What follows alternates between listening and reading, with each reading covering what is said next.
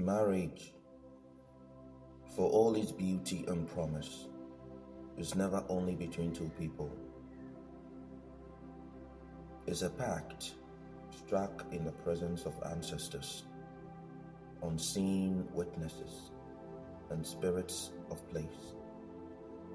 Every vow spoken at the altar is not merely a social contract. It's a binding declaration that echoes through the spiritual planes. This is why divorce has never been a simple cutting of paper or walking away. The ties of marriage cling to the soul until they are ritually released. Too few know this, and too many are living under the weight of invincible chains. On the wedding day, men and women stand before families, before priests, before witnesses, but behind the veil of sight and others, the spirits of the house of worship, the ancestral guardians, sometimes even astral parasites that feed on the oath and human longing are there. When the vows are spoken truthfully, they weave a sacred knot. But when greed, pretense, or half-truths lace the words, the knot becomes twisted, binding not only the couple but also tethering them to forces that rejoice in discord. Churches, in particular, often serve as hosts for stagnant and unpurified spirits. Most churches host a lot of stagnant and unclean spirits. They lodge there almost permanently. And these entities, they are drawn to the energy of devotion, but also quite corrupted by centuries of neglect. They bear witness to the vows, and yet they feast on their collapse. They know when lies are spoken. They know when a bride says, for better or worse, whilst plotting only for the better. The man may not discern it, but the spirits do, and they never forget. Divorce today has become largely procedural. Signatures, court rulings, custody papers, yet none of these touch the realm where the vows still live. The paper dissolves the contract of the state, but not the cords. The cords that wound around the heart that bind the two couples together. Divorce does not break that cord.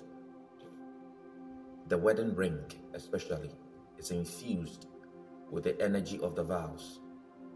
It becomes a silent anchor. When it is tucked away in a drawer, some even throw away their wedding ring after divorce, or even sell it for money, or casually discard it. Its spiritual weight does not necessarily lift. Instead, it continues to bind, whispering to the soul, attracting circumstances that mirror unresolved vows. Now, this is why many women after divorce find themselves restless, passing from one man to another, often into the arms of married men, repeating patterns of betrayal and pain. They wonder why peace eludes them, why the joy of freedom cuddles into loneliness, why depression gnaws at their edges. The answer is not always psychology, It is spiritual residue. The ring unburied, the vow unbroken, the tie is simply uncut. When women are the ones who leave, mostly of the time, women are the ones who want to leave the relationship. As is often the case, the wound is much deeper with women. The consequences are much deeper with women in divorce, because some leave from survival, others leave from dissatisfaction, some also leave from greed because they just want to make a buck. But whatever the reason, if the vows were made under falsehood, the spirits keep score. They press upon the woman a hidden debt, punishing through misfortune, stripping away joy from new union, sending suitors who echo the failures of the past. This is not fate. Bear in mind, it is simply unfinished business. When you divorce on paper, spiritually, you are not done.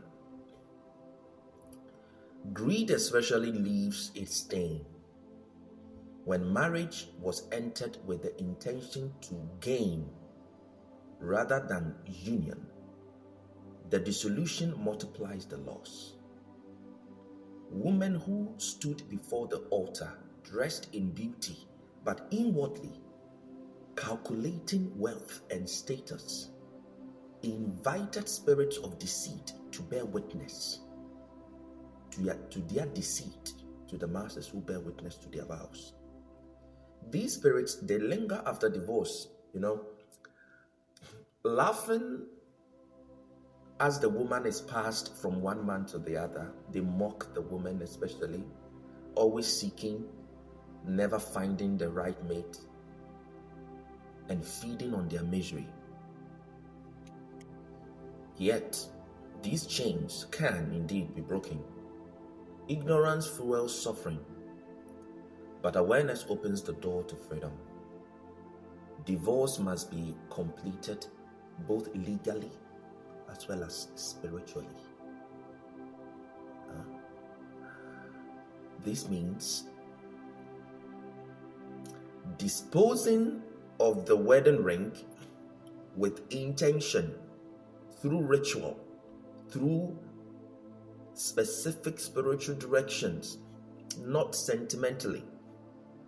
Fire, earth, water must be employed to reclaim it.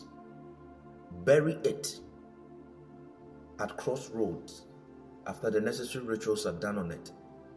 Burn it in ritual flame, or drop it into living waters with prayers of release and the necessary rituals. Each act says the tie is ended. The vow that bound us together is dissolved, and I am free to walk unbound.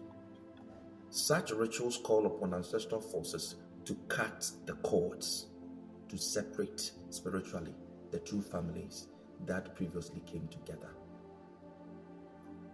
They cleanse the aura of stagnant imprints and send away the parasite that fed on the old vows. Without this act, even the best of the new marriages will struggle, for it will stand in the shadow of an unclosed gate. With this act, healing then can begin. For those who married, take heed. Know that every word you speak now, or the promises you make, or every word you spoke at your union is still alive. Lies do not vanish with time. Spirits remember. If your vows were honest, protect them with ritual and powerful spiritual directions, and cleansing with prayer, with offerings that refresh the house of marriage. If your vows were not honest, know that their unraveling will not be simple. Marriage is not a costume to wear or discard. It is a cord between souls bound with blood and breath, sealed by the forces of the unseen. This message is not condemnation, but warning and invitation. Many of you carry wounds, not of your making, but of forgotten rituals and unspoken truth. You deserve freedom, do you not? You deserve peace, but peace will not come by papers alone. Do not let yourself be another soul wandering from one man to one man to another man to another man, haunted by the ghost of the vows you once took, you thought you left behind. Release yourself.